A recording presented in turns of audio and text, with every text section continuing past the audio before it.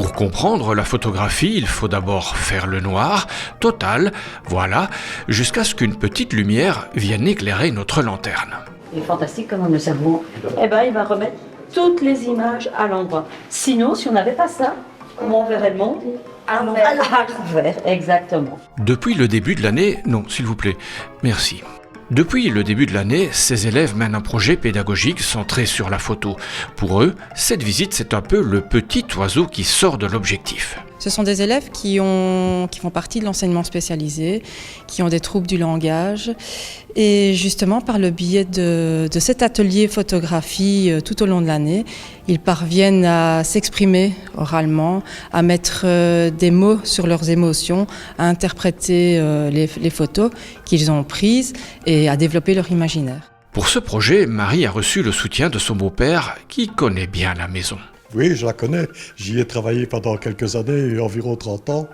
Et pour après me retrouver au Conseil de l'enseignement des communes et provinces comme conseiller pédagogique. Et aujourd'hui, Alain est de retour comme conseiller photographique. C'est pas du travail, c'est du bénévolat, mais c'est un loisir. Ça m'amuse beaucoup de retrouver les enfants.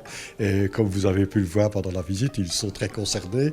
Et ça fait vraiment plaisir de travailler avec eux. Allez, un petit clic, voilà, et on file au labo où nous attend un nouveau tour de magie. Vous avez vu ? De l'autre côté, est-ce qu'il est noir ? Non, il est trop Non. Pourquoi ? Parce que là, comme je vous l'ai dit, on a mis des produits chimiques pour rendre le papier photosensible, comme notre peau quand elle bronze. Le passage en laboratoire, surtout pour les enfants, est essentiel pour comprendre un petit peu tout ce travail de confection, on va dire, de développement de la photographie, le révélateur, le fixateur, le fait d'être en lumière inactinique aussi est une expérience en soi. Qu'est-ce que tu as choisi comme décor ? J'ai choisi 2 soldats qui se mettent sur le tapis en disant qu'ils se battent quoi. Ils se battent et je devrais mettre sur une photo pour que j'ai une photo pour moi quoi. Après on devra le mettre dans le produit chimique, dans l'eau, après dans le produit chimique, plutôt dans le fixateur. On attend 1 ou 2 minutes, mais 1 minute c'est bien. Et après on pourra sortir la photo, elle sera prête. Fini de faire trempette, on rallume la lumière.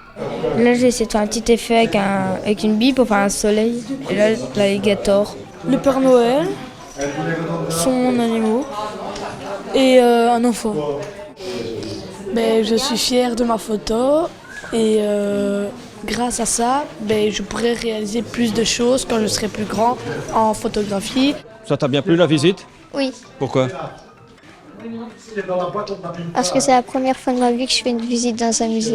Est-ce que tu as l'impression d'avoir appris ici ? Cadrer déjà et construire des choses. Vous voyez des progrès ? Très fortement même, et surtout au niveau de la créativité, on est même étonné de certains enfants qui étaient à l'origine très, très discrets et qui s'épanouissent fortement. Vous prenez un coup de jeune ? Oh non, je prends un coup de vieux, je vais bientôt avoir 73 ans, donc non, pas du tout.